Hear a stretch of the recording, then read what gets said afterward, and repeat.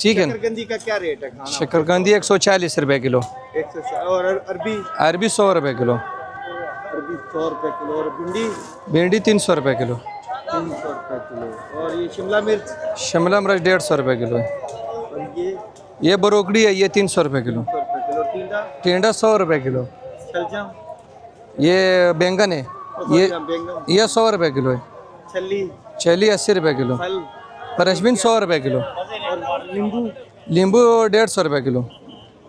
ये चना गाजर है, ये किस तरह? ये 150 रुपए किलो है। और ये अपना कितना? ये माणू है 60 रुपए किलो है। ये तोरी तोरी ये 200 रुपए किलो। 200 रुपए किलो। और हरी मिर्च? मरचा 150 रुपए किलो। 150 रुपए। खीरा? खीरा 80 रुपए किलो। और मटर? मटर 100 रुपए किलो। कद्दू? कद्दू 150 रुपए किलो।